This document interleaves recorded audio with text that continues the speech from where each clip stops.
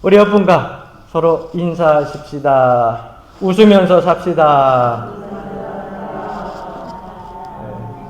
이번 주에 명절이 있죠. 민족의 큰 명절 한가위 추석이 있는데 또 한가위 추석을 맞이해서 여러분들 가정이 평안하기를 바랍니다. 그래서 옆분과 서로 인사하십시다.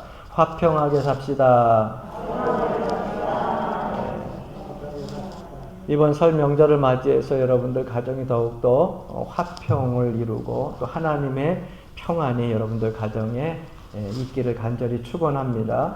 여러분들에게 아마 주보 나누어 드릴 때에 함께 양식을 나누어 드렸어요. 그래서 추석 예배 때 그 지침서를 가지고 또 여러분들 가지고 있는 거기 있는 상식과 지식을 가지고 가정 예배를 드리시고, 우리가 매번 가정 예배, 추석 예배 그리고 또 설날 이런 두 민족 명절 예배 때는 가정 예배를 드리면서 지방에 있는 목사님들 위해서 우리가 구제나 선교 헌금을 했으니까 여러분들이 가정에서 예배를 드리면서 빼먹지 말고 이번에도 꼭 여러분들이 기도하시면서 그냥 물질만 드리고 끝나는 것이 아니라 기도하시면서 여러분들이 가정에서 드린 그 예물을 다음 주에 여러분들이 하나님 앞에 드리면 그거 가지고 지방에 있는 목사님들 또 미자리 교회 또 어려운 교회에 있는 목사님들 함께 구제하고 선교하고 그렇게 식사 대접할 수 있도록 하겠습니다. 함께 동참해 주시기를 바랍니다.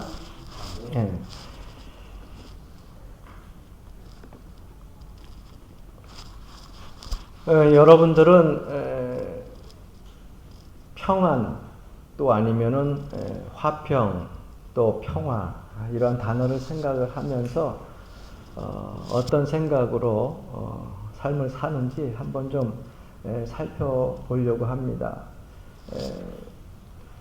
동물의 왕 그러면 우리 흔히 호랑이라 그러지 않고 사자가 동물의 왕이다 이렇게 이야기를 하는데, 이 포식자 한 사자가 어느 날 포식을 한 다음에 나무 그늘 아래서 편안하게 잠을 잡니다.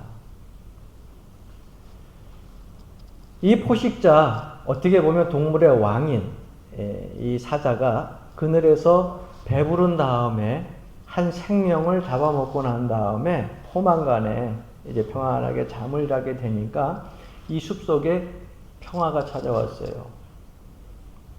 이 포식자가 깨어있을 때는 그 자기의 배를 채우기 위하여서 눈을 부릅뜨고 어떤 한 생명이든 잡아 먹으려고 하는 그러한 활동들이 계속 이어질 텐데, 그때는 모든 동물들이 긴장한 상태에서 불안한 상태에서 이 숲속에 평화가 없다가 이 사자가 평안하게 잠을 자니까 평화가 찾아왔습니다.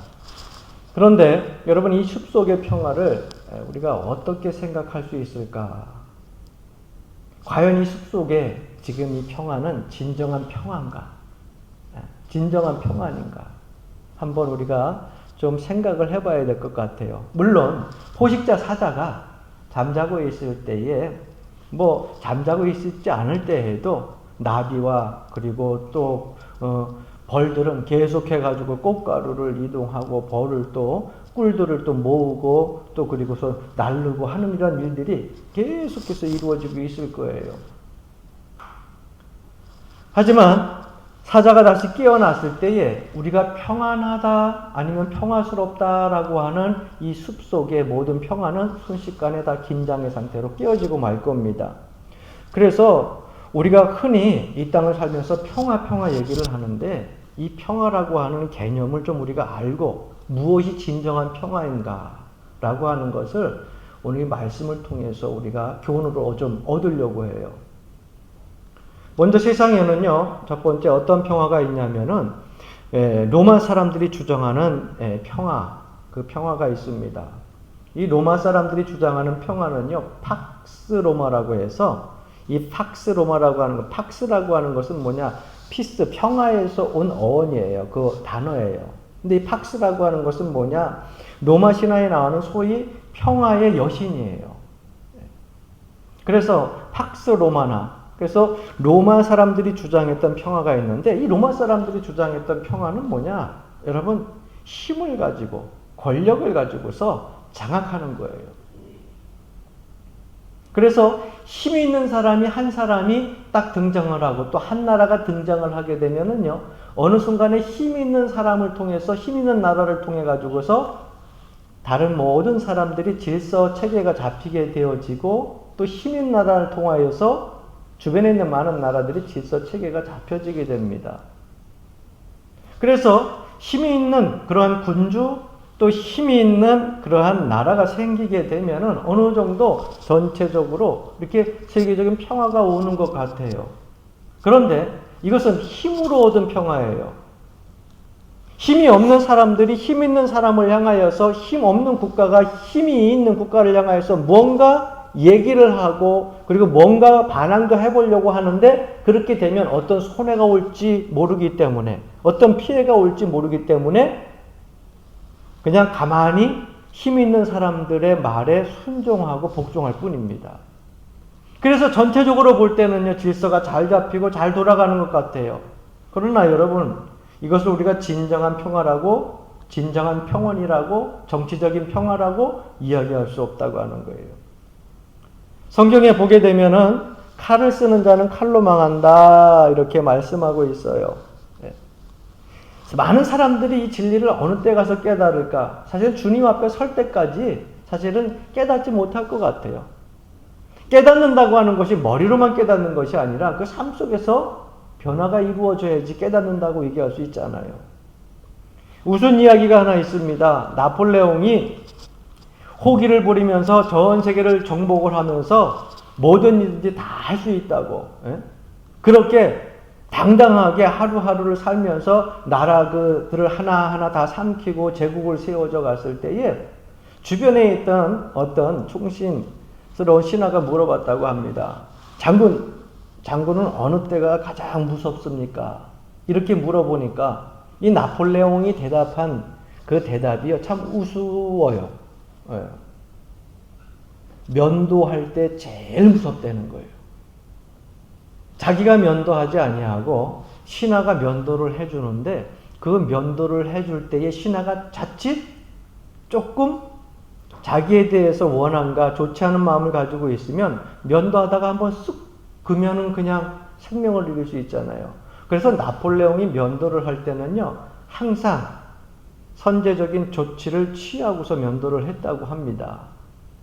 그것이 어떤 것이냐면 면도를 하는 그 면도사의 가장 사랑스러운 자녀를 잡아가지고서 신하들이 붙들고 있는 거예요.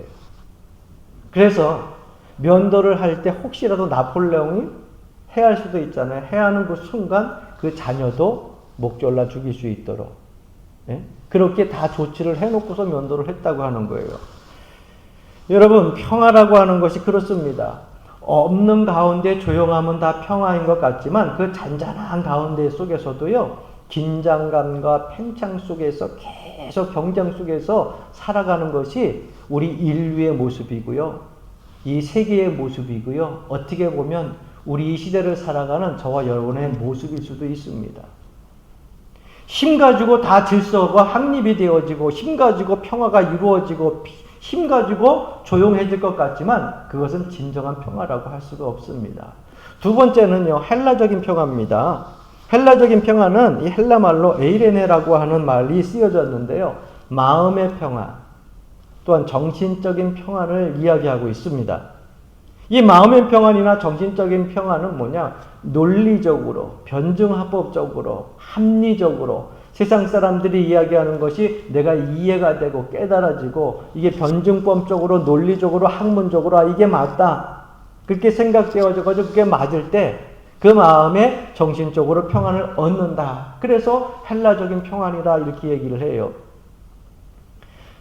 그러나 이것도 진정한 평안이 될 수가 없어요. 여러분, 사람이 논리적으로 평안을 얻었다 할지라도 삶 속에서 이게 논리가 맞는데도 왠지 그 사람의 삶은요, 평안하지가 않아요. 이 모든 변증법적으로도 다 맞는 것 같은데, 합리적으로 맞는 것 같은데 내 마음에 무엇인가 허무해요. 그것도 진정한 평화라고 할 수가 없어요. 세 번째 어떤 평화가 있냐면 히브리 사람들이 말하는 평화입니다. 한번 따라해 봅시다. 샬롬. 샬롬. 이 샬롬이라고 하는 평화입니다. 여러분, 이 샬롬이라고 하는 단어가 우리가 흔히 많이 쓰잖아요. 서로 예수 믿는 사람들이 그리스도인들끼리 샬롬, 샬롬 이렇게 이전에 많이 인사를 했는데 되게 정말 좋은 그런 인사예요.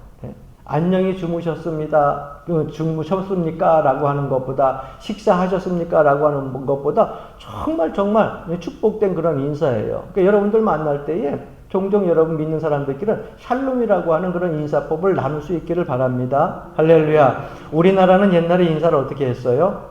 만나는 사람들마다 진지 드셨습니까? 식사하셨습니까? 안녕하십니까는요, 그 다음이에요. 예. 왜? 우리나라 사람들은 옛날에 먹는 것들 때문에 고생한 적이 많거든요. 굶주린 날이 많았고요. 예? 그래서 만났을 때마다 밥 굶었는지 안 굶었는지, 예? 그게 관건이 되어져 가지고서 아침에 일어나게 되면은 부모가 자녀한테도 너 밥 먹었냐? 부모가 모르나? 줘야 먹지. 예? 다 그렇잖아요. 부모가 그렇게 물어서도록 끝나는 것이나 자녀도 역시 마찬가지예요. 부모님한테 식사하셨습니까? 옛날, 지금이야 여러분, 알아서 먹을 것들이 많으니까. 옛날에는요, 뭐 대접해서 뭐 먹을 걸 드려야 먹지. 예? 그러니까 식사하셨습니까? 라고 하는 것은 그 안에 여러 가지 그런 감정들과 그리고 생활의 모습들이 다 섞여 있었어요. 그게 걱정이 돼서 하는 거예요. 그런데 이스라엘의 샬롬이라고 하는 것은 뭐냐? 하나님의 은총으로 이루어진 화평의 상태를 이야기하는 거예요. 그러니까 샬롬 그러면 식사하셨습니까? 안녕하셨습니까? 물질로 인하여서 뭐 염려하고 걱정하십니까? 사업으로 인하여 가지고 큰 걱정이 있으십니까? 자녀들 때문에 고생하십니까? 이 모든 것들이 하나님의 화평으로, 하나님의 언약으로 인하여서 잘 될 겁니다. 잘 되어질 겁니다. 할렐루야. 그러한 인사로 샬롬이라고 하는 그런 인사를 나눴다고 하는 겁니다. 그래서 제가 요즘 또 성경을 이렇게 보다 보면은 저는요, 성경에서도 여러 인물들도 다 존중하고 좋아하지만은요, 몇 인물들이 있어요. 여러분들도 그런 인물들이 있을 겁니다. 뭐 다윗 같은 성군, 솔로몬과 같은 지혜자, 또 사도 바울과 같은 열정이 있는 그런 복음 전도자, 뭐 등등, 뭐 얼마나 많은지 몰라요. 그런데 종종 저는 이 야곱에 대해서 생각을 많이 해보게 돼요. 이 야곱이라고 하는 이 성경에 나오는 인물은요, 첫째가 아니야, 둘째야. 그래서 성경은 흔히 창세기에 나온 기록은 보게 되면 첫째 장자에 대한 기록이 아니라 차자에 대한 기록이다라고 하는 얘기를 할 정도로 여러분 차자가 복을 받는 일들이 많이 있어요. 할렐루야. 장자들은 아멘 안 할 줄 알았어. 그래서 야곱이 그랬죠. 므낫세 에브라임에서 에브라임이 그랬죠. 그래서 그렇게 보게 되면 이 야곱이 있는데 이 야곱이 보게 되면 삶 속에서 얼마나 힘들게 그렇게 삶을 살아가는지 몰라요. 처음에는 오붓하게 가족이 모여가지고서 부모를 모시고 잘 살았는데 이 에서라고 하는 형은요, 산으로 들로 맨날 짐승만 잡으러 다니고 남성다운 모습으로 아주 이삭에게 아주 즐거움을 주고 뿌듯한 그러한 장자였어요. 그런데 야곱은 항상 둘째로 태어난 것이 스스로 생각하기를 원망스러운 거예요. 왜 내가 조금만 머리를 먼저 좀 디밀 겁니다. 발꼬락을 잡지 말고 내가 조금만 머리를 먼저 디밀었으면 내가 형이 됐을 거를 형한테 힘이 밀려가지고서 발꿈치를 잡고 나와서 찾아가 돼가지고 장자권을 못 얻었을까. 그런데 이 야곱은 축복에 대한 욕심이 그렇게 많았어요. 그래서요, 야곱은 그 축복에 대한 그 소원을 가지고 일평생을 살아갑니다. 그런데 이 축복에 대한 소원이 나쁘다고 하는 것이 아니에요. 그 축복에 대한 소원을 이루기 위해서 얼마나 많은 고생을 하면서요, 그렇게 그 삶을 보내는지 몰라요. 어떻게든 그 지략을 가지고서 장자권을 자기가 빼앗습니다. 그런데 장자권을 빼앗고 난 다음에 찾아온 것은요, 고난의 여정이 시작되어졌어요. 집에서 도망가야 됐죠. 편안히 있어도 집에서 얼마든지, 왜 이삭이 잘 살았거든요. 한 해 농사를 질 때에도 100배나 풍성한 결실을 맺을 만큼 하나님이 복을 줘. 잘 살았어요. 먹을 거 걱정 안 해도 돼요. 그런데 경제적인 여유가 있는데도 불구하고 삼촌 나반의 집에 가가지고 어떻게 합니까? 그곳에 가서 사실은 노예살이 한 거예요. 종살이 한 거예요. 예? 좋은 집 냅두고 뭐 때문에? 축복의 소원 때문에. 가지고 있는 욕망 때문에. 그곳에서 어떻게 해서든지 내가 열심히 벌어가지고서 부자가 돼서 부유한 사람이 되어야 되겠다. 여러분 그곳에 가서도요 열심히 일을 하고 지적적인 방법을 통해 가지고 많은 재산을 얻어요. 그런데 성경을 가만히 읽어보니까 야곱의 마음에 한 가지 이루어지지 않은 것이 있는데 그것이 뭐냐? 바로 평화입니다.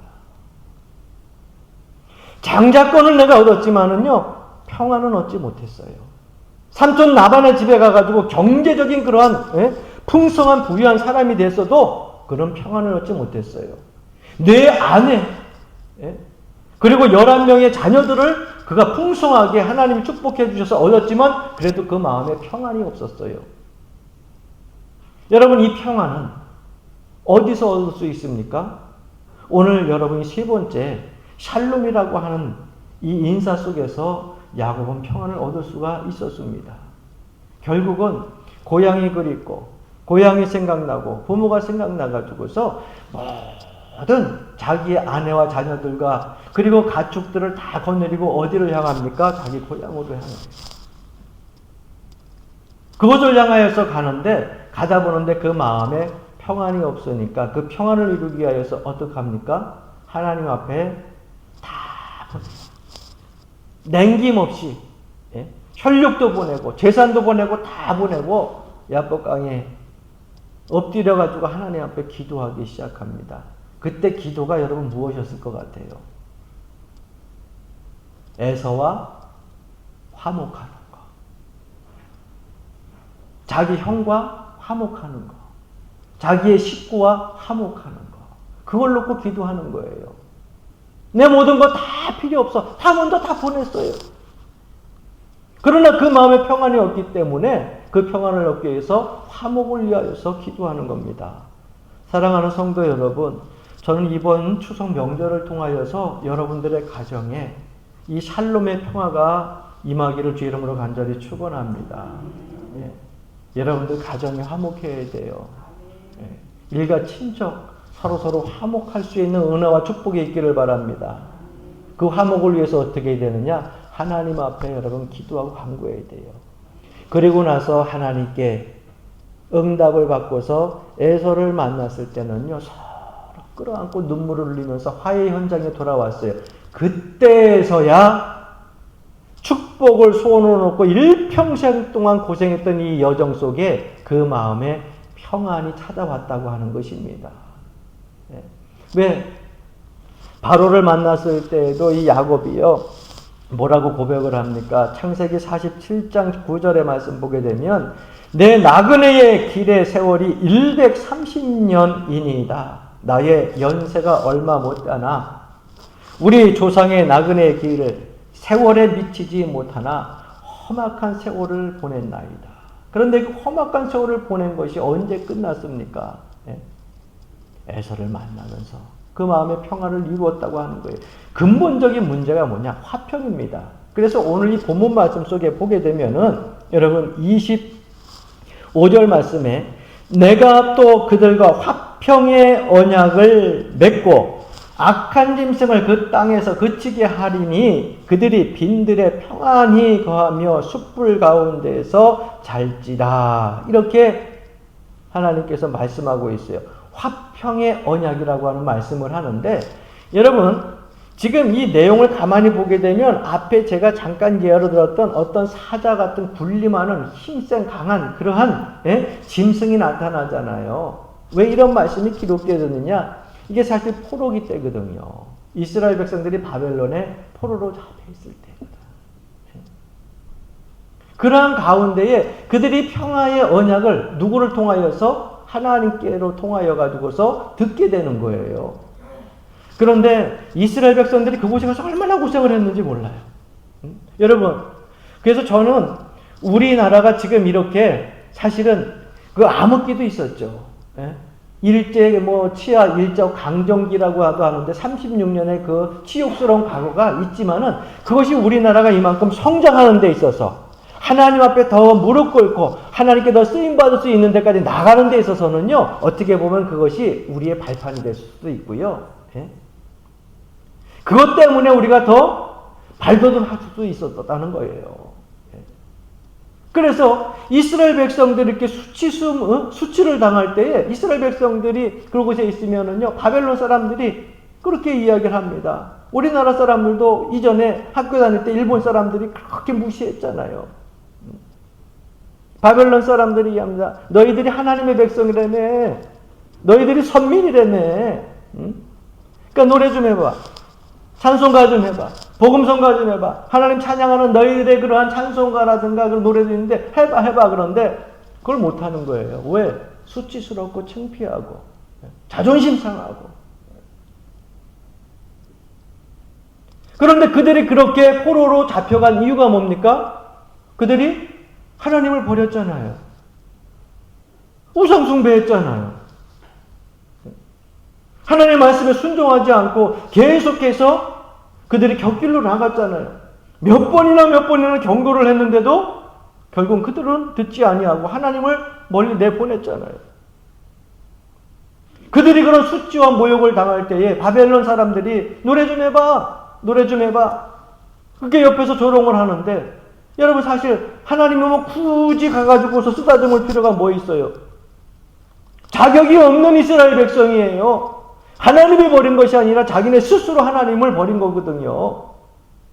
그런데 하나님이 스스로 버린 이스라엘 백성들, 포로로 잡혀가 있는 이 백성들을 향하여 가지고 수치와 모욕을 당하고 있는 이 백성에게 하나님께서는요, 평화의 언약을, 화평의 언약을 말씀하면서 그들에게 약속을 하고 있는 겁니다. 25절에 보니까 내가 또 그들과 화평의 언약을 맺고, 26절에 보니까 내가 그들에게 복을 내리고, 30절에 보니까 그들이 나 여호와 그들의 하나님이 그들과 함께 있는 줄을 알며 그들 곧 이스라엘 족속이 내 백성인 줄 알리라 말씀하고 있고, 31절에도 보게 되면 내 양 곧 내 초장의 양 너희는 사람이여 나는 너희 하나님이라 주 여호와의 말씀이니라. 이러한 말씀으로 화평의 언약을 맺는 것을 보게 됩니다. 여러분, 이스라엘 백성들에게 화평의 언약을 맺을 때 이스라엘 백성들이 화평을 누릴 수 있는 것은요, 단 한 가지예요. 하나님이 나와 화평을 언약을 맺는데, 여러분, 내가 강자가 아니에요. 나는 약자예요. 나는 의인이 아니에요. 하나님이 의인이에요.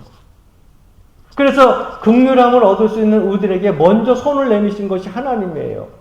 그래서 우리가 이 힘들고 어려운 고난 속에서 화평을 얻을 수 있는 방법은 뭐냐? 그분의 화평의 언약을 받아들이는 거예요. 할렐루야. 그분의 하나님의 언약에 순종하는 겁니다. 그렇게 될 때에 여러분, 우리가 샬롬이라고 하는 이 화평의 자리에 설 수 있게 된다고 하는 겁니다. 그래서 화평이라고 하는 것을 질적인 차원에서 세 가지로 구분해서 생각을 할 수 있어요. 첫 번째는 상대적인 화평입니다. 여러분, 상대적인 화평은 뭐냐? 다른 사람이 기쁘니까 나도 기쁜 거예요. 다른 사람이 화평하니까 나도 화평한 거예요. 이 삶 속에서 여러분, 요즘 보면은요, 젊은 아이들이 주식을 하는 사람들이 많아요. 그래서 요즘에는 보면요, 옛날에는 그게 서서히 올라갔는데 막 20대, 30대에 보게 되면요, 10억, 100억 부자들이 의외로 많잖아요. 그저 40년 전통 식당을 해오면서, 그저 3대째, 4대째 저 식당, 그걸 해오면서, 장인의 그 기술을 배워가지고, 그래서 서서히 부자가 된 사람이 옛날에는 많았는데, 지금은요, 20대, 30대가 반짝반짝 여기서 10억, 100억 이렇게, 부유한 사람들이 많이 생겨요. 주식들을 많이 한다는 거죠. 아이, 목사님이 또 주식 얘기하니까 나도 한번 주식 볼까? 여러분, 안 돼. 나이 든 사람이 주식한다. 얼마나 많은 것들 연구하고 얼마나 많은 것 자료들을 모아야 되는데 잘 안 되더라. 근데 젊은 사람들은 그걸 다 모아가지고서 주식을 하잖아요. 왜? 값어치들이 지금의 값어치가 10년 후의 값어치 되면은 돈이라고 하는 것은 뭐예요? 사실은 점점점 없어지는 거거든요. 왜 그런 줄 아세요? 제가 늘 이야기하지만은 초등학교 때 10원짜리 갖고서 핫도그 2개 사 먹었어. 핫도그도요, 요즘에는 많이 좁아졌지, 그때 한 이만했어. 그래서 10원짜리 하나면 핫도그 2개요. 예? 카스테라도 사 먹고. 요즘에 10원짜리 가서 뭐 사 먹을 수 있어? 예? 여러분, 카스테라? 아이고, 여러분 카스테라. 요즘에 1,000원짜리 빵이 없어. 예? 좀 빵 좀 사 먹으려고 해도요, 보통 한 1,500원 정도 줘야 되고, 괜찮은 빵은요, 2,000원 줘야 되고 그래요. 예. 그러면 여러분 생각해 보십시오. 그때 내가 10원 가지고 있다가 내가 잘 조금 해가지고서 내가 20년 뒤에 핫도그 사 먹어야지. 웃기고 있네. 못 사 먹어, 못 사 먹어. 여러분 지금 가지고 있는 10만 원, 100만 원 이거 그대로 묶여 놓으면 여러분 20, 30년 후에 그 10만 원, 100만 원이니까 아니요. 돈은 전체 화폐 가치가 점점 떨어지게 돼 있잖아요. 그러니까 젊은 사람들이 그걸 알고 요즘에는 은행에 넣어도요. 이자도 없어.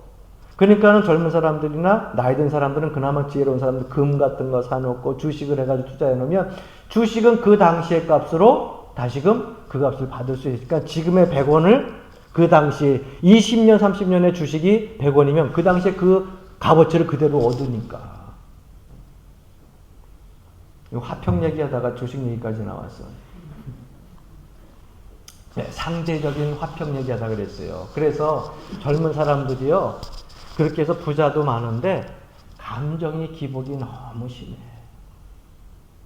아침에 일어나자마자 보고 나서 핸드폰, PC 켜놓고 나서 앉아가지고 막 보는 거야. 주식을 보고서 얼마 돼가지고서 주식이 1,000원 뛰었네. 10만 원 뛰었네.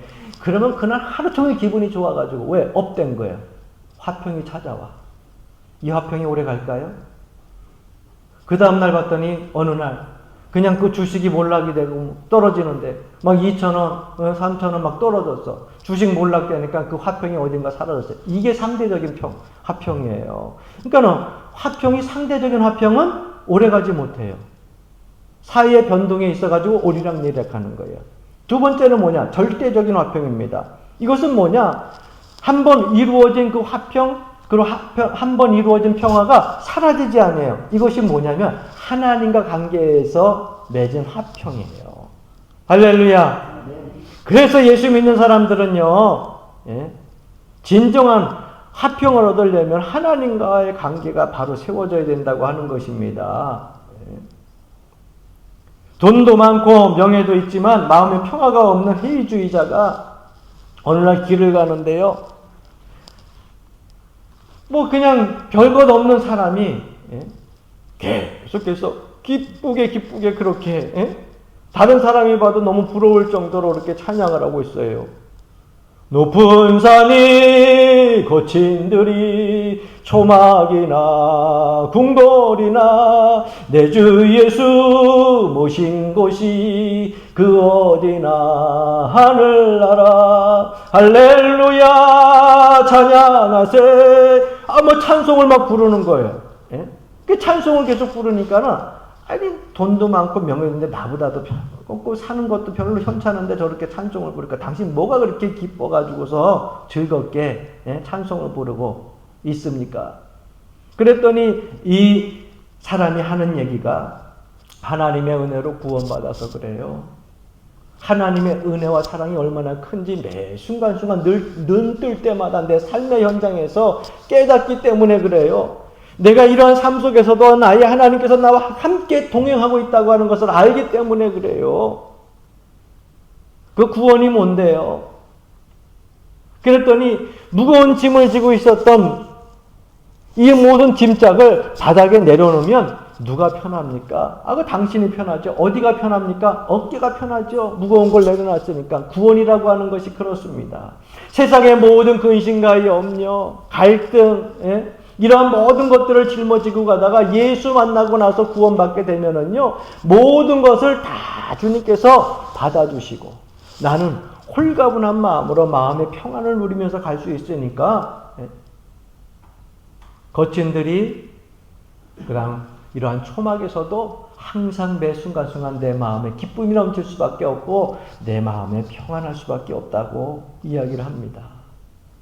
여러분 많은 사람들이 불모지에 나가서 순교할 때에 복음의 열정만 갖고 순교하는 게 아닙니다. 그들에게는요, 그 순교하는 것 가운데에 기쁨이 있고 평안이 있어요. 그래서 여러분 예수 믿는 사람들은요, 하나님과 관계가 바로 맺어져 있어야 그 삶 속에 평안이 넘치게 된다고 하는 것입니다. 할렐루야! 그래서 여러분, 이 명절을 통하여서 여러분이 먼저 가정의 평안을 이루는 중심이 되기를 주 이름으로 간절히 축원합니다. 그 다음에 창조적인 평화가 있어요. 이 창조적인 평화는 뭐냐? 바로 십자가의 평화입니다. 하나님께서 만들어주신 그러한 평안 화평이에요. 하나님께서 우리 사람과 화평하기 위해서 이 십자가를 통해 가지고서 창조하셨어요. 뭐를 창조하셨어요? 화평의 언약을 창조하셨어요. 죄악으로 인하여서 하나님과 하나 될 수 없고 하나님과 저희들이 교통할 수 없는데 그 교통할 수 없는 그것을 불안한 가운데 있고 죄악 가운데 있는 우리를 화평케 하시기 위하여서 평안하게 하시기 위하여서 십자가를 통해 가지고 화평의 언약을 맺으신 거예요. 그래서 에베소서 2장 14절 말씀에 보게 되면 그는 우리의 화평이신지라 둘로 하나를 만드사 원수된 것 곧 중간에 막힌 담을 자기 육체로 허시고 이렇게 기록하고 있습니다. 오늘 이 본문 말씀 속에 보게 되면은요, 하나님은요 화평의 언약을 맺은 것뿐만 아니라 화평의 언약을 이루시기 위해서 계속해서 그 방향대로 움직이고 있다고 하는 사실을 여러분 잊지 마시기를 바랍니다. 오늘 본문 말씀에 보니까 복된 소낙비를 내리리라. 땅이 그 소산을 내릴 것이다. 여러분 이건 뭐예요? 복된 소낙비가 내리게 되고 땅이 그 소산을 내게 되면 부유해지는 거 아니에요. 그러니까 경제적인 화평을 하나님께서 약속하시는 거예요. 하나님은 매일 없는 가운데 살기만 하는 것이 아니라 경제적인 화평도 여러분 우리에게 약속하셨기 때문에 할렐루야. 경제적인 화평을 위해서 계속 하나님께서는 그 방향대로 가고 계시는 거예요. 또 보게 되면 멍에의 나무를 꺾으라고 하는 말씀이 나와요. 이것은 뭡니까? 멍에의 나무를 꺾는다는 것은 억압과 그리고 갈등 속에 있는 약탈로부터 그렇게 자유롭지 못한 우리에게 정치적인 화평을 약속하고 있는 거예요. 그러니까 하나님께서는 창조적인 이 화평 속에는 이러한 것들이 함께 포함되어져 있어요. 경제적인 화평, 정치적인 화평, 그리고 놀랄 사람이 없으리라. 깜짝깜짝 놀란다는 거. 놀란 것이 없다. 이것은 뭡니까? 심리적이고 영적인 화평이에요. 여러분 잠자다가 깜짝깜짝 놀라서 깨는 사람들 많죠. 그냥 뭔 소리만 나도 아이고 그러고서 그냥 놀래가지고서 막 심장이 두근두근거리고 어쩔 줄 몰라 하는데 놀랄 사람이 없으리라. 하나님과의 화평, 이것을 우리가 언약을 받아들이고 그분과의 바른 관계 속에 살아가게 되면은 이런 놀랄 일들이 사라지게 되고 영적인 심리적인 화평을 얻게 된다고 주님께서는 약속하고 있는 거예요. 할렐루야. 그러므로 사랑하는 성도 여러분, 하나님과의 바른 관계를 맺어갈 수 있기를 주의 이름으로 간절히 축원합니다. 최근에 보니까 우리나라에 여러 자동차들이 있죠. 현대자동차, 기아자동차, 그리고 뭐 쌍용, 뭐 삼성, 뭐 등등 외국 차들 얼마나 많이 있는지 최근에 뉴스에 나와가지고서 한 쌍용 자동차에 대해 가지고서 두 언론자가 이야기하는 것을 잠깐 듣게 되었어요. 왜? 난 쌍용 자동차 때문에 아주 애를 많이 먹은 사람 중에 한 사람이거든. 우리 교회 차 고장이 났을 때 2달이 돼도 물품이 없대. 왜? 노조 때문에 안 온대. 그래서 서비스 센터에다 전화를 했더니 어떻게 된 거냐 그랬더니 죄송합니다. 뭐 그래서 아니 고쳐야지 교회 차를 움직여야 되는데 근데 물품이 없대. 기술자는 있는데 그 물품을 보내줘야지. 우리 청평에 서비스 센터를 가가지고서 이야기를 해도 저희도 거기서 물품을 보내줘야 되는데 물품을 안 만든답니다. 지금 노조에서 지금 정지상. 그러니까 답답한 거예요. 그래서 아이고 이 노조에 있는 데는 좀 조심을 해야지. 그래도 어쨌거나 차를 못 움직이게 되면 개인용이야 걸어다닌다지만 교회에 있는 교인들을 어떻게 실어날르라고 그렇게 얘기해도 소용이 없어요. 그래가지고 고생을 했는데 최근에 보니까 언론에 나와가지고서 두 사람이 얘기를 하는데 제 마음이 그나마 좀 풀렸어. 왜 풀렸냐면은 이 쌍용 자동차에 있는 그 많은 그 직장, 공장에서 일하는 사람들이요, 사실 2009년 때부터 많이 전에도 힘들었나 봐요. 힘들었는데 다른 사람들은 다 손 놓고 노조하고 파업만 하고 그래 그 말아야 되는데, 그 사람들은 자기네들의 생활비 본봉 그리고 상여금 본봉 다 내놓고서 안 봐도 되는데 회사를 살리자 그러고서 그 사람들이 공장을 안 떠나고 꾸준히 열심히 지키는 거예요.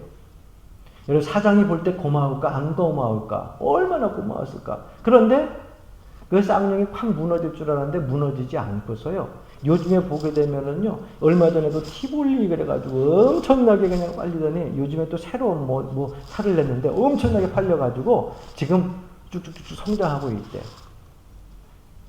힘들고 어려울 때에 그곳을 떠나지 아니하고 자기네 거 다 내놓고 헌신하고 끝까지 살리겠다고 그렇게 했던 그 사람들 일꾼이 있는 그러한 회사라고 하면 괜찮다라고 하는 것 때문에 사실 마음이 조금 풀렸어요. 여러분, 자기가 사랑하면은 그 사랑하는 사람을 위해서 헌신할 줄 압니다. 하나님이 우리를 사랑하기 때문에 십자가에서 예수 그리스도를 보내셨고요. 또한 우리가 하나님을 사랑한다고 하면은 하나님을 위해서 헌신할 수가 있어요. 그런데 여러분, 이 사랑을 통해 가지고 찾아오는 것이 있어요. 그것이 뭐냐? 바로 평안이에요.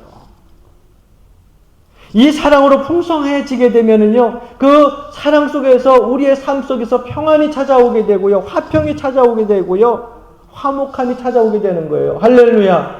여러분, 가정에 있는 여러분 자녀들을 사랑하시고 부모를 사랑하시고 형제를 사랑하시고 자매를 사랑하시고 여러분 자꾸 사랑을 하시는데, 여러분 가식적인 사랑이 아니라 진정으로 그들을 사랑하게 되면 그 가정이 화목해지고요, 여러분들의 가문들이 여러분 화평을 이루게 될 줄로 믿습니다. 그러니까 사랑이라고 하는 것은요, 화평을 찾아오게 하는요, 어떻게 보면 통로예요, 통로. 그런데 그 화평을 하나님께로부터 우리는 약속받았다고 하는 거예요. 우리의 화평은 힘의 문제가 아닙니다. 소유의 문제가 아닙니다. 우리의 화평은요, 힘의 균형의 문제가 아니에요. 사랑의 문제입니다. 내가 하나님 관계 얼마나 바르게 맺고 그 안에서 하나님의 진실한 사랑을 내가 많이 받고 깨닫고 있는가, 그거를 깨닫는 순간 여러분, 힘의 균형 상관없어요. 소유의 문제, 많고 적음의 문제 상관없어요. 내 마음의 평안을 이루게 되고요, 우리의 삶에 기쁨이 오게 된다고 하는 사실입니다. 십자가에 대한 확실한 신앙의 문제를 여러분 화평을 통해서 깨달을 수 있기를 바랍니다. 마태복음 5장 9절 말씀 보게 되면, 화평케 하는 자는 복이 있나니 저희가 하나님의 아들이라 일컬음을 받을 것이며 말씀하고 있어요. 모쪼록 이번 추석 한가위를 통하여서 십자가의 사랑을 실천함으로 화평케 하는 여러분이 되기를 주님의 이름으로 간절히 축원합니다.